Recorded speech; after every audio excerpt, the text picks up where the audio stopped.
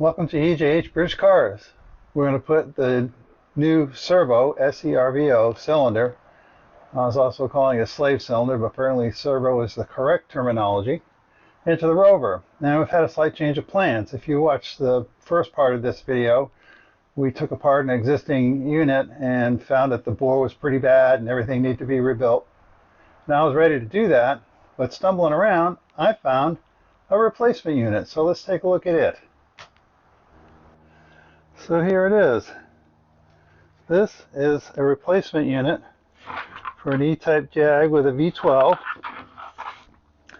and it is almost identical.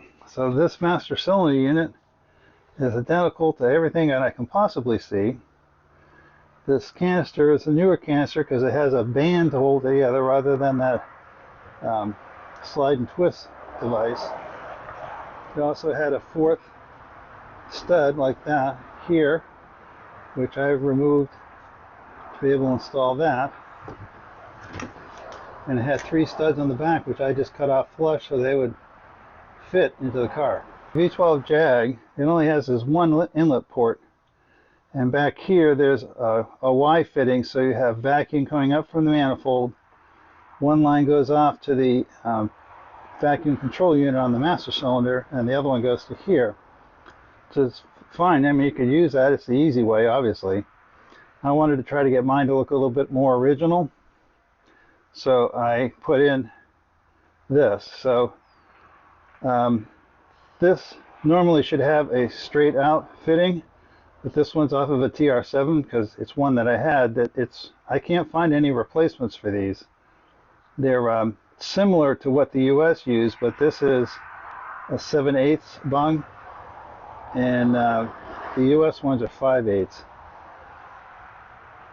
and they still have the 90 on them. So I'm going to take a look at the one that's in the car because that's a straight through, but I don't think that that's working properly, but we'll see as we go. Anyway, I'm not going to show you how to do this because I don't want to show you how to modify original brake parts. Let's go take a look at the car. So here's the existing unit. So we're going to start, I'm going to get these vacuum lines out of here, and then there's the 2 studs on the bottom. The nuts are on the inside of the wheel well. You can probably just see them just up there. I'm going to undo that. Also one screw at the very end like that. So I probably can get that without taking this out, though I might take this off anyway, but we'll see. So let's get started on that. So here's the tip. If that doesn't want to push in very easily, this is a 3/4 inch socket. That'll go on there, and that'll let you push down directly over the walls of the tube that goes in, so you're not going to crack these flanges off, particularly with this plastic. It's probably 70 something years or 60 years old anyway, or thereabouts.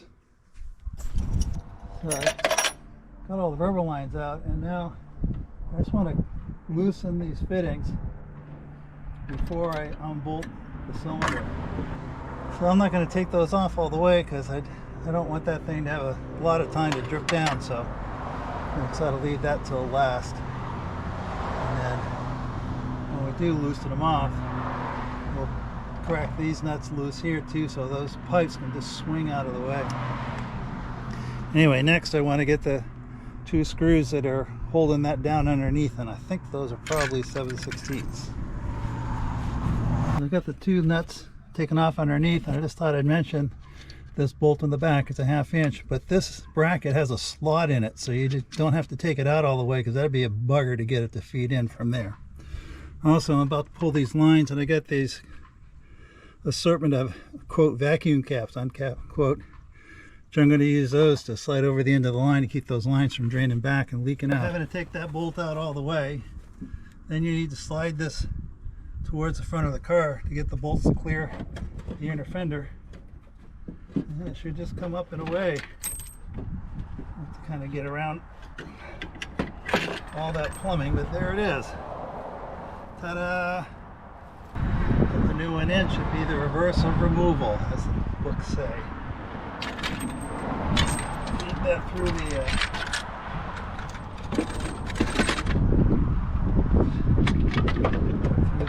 piping.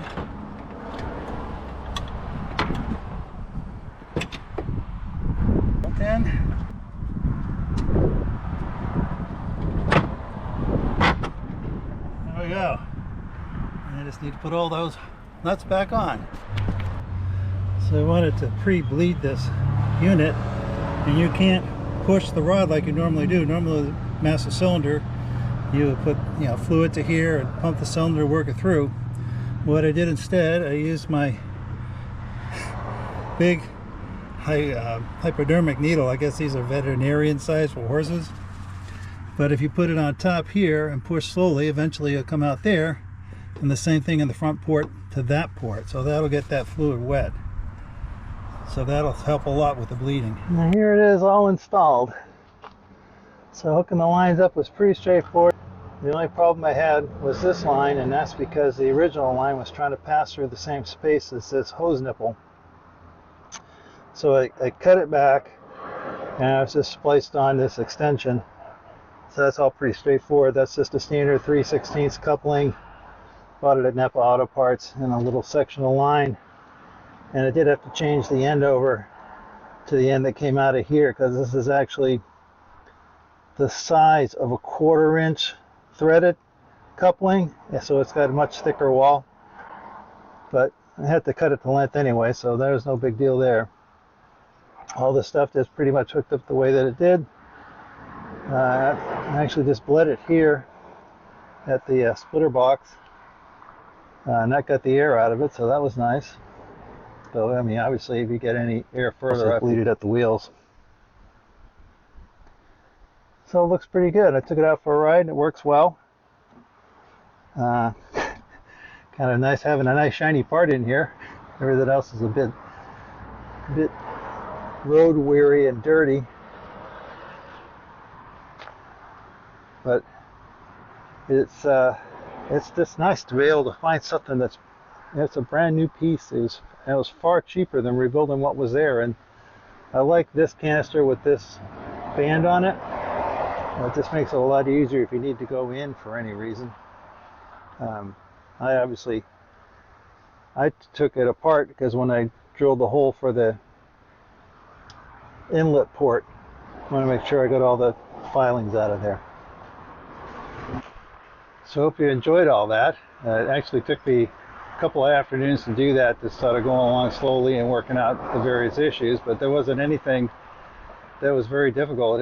It bolted up into place perfectly, no problems whatsoever. And like I say, that's just that one line I had to rebend.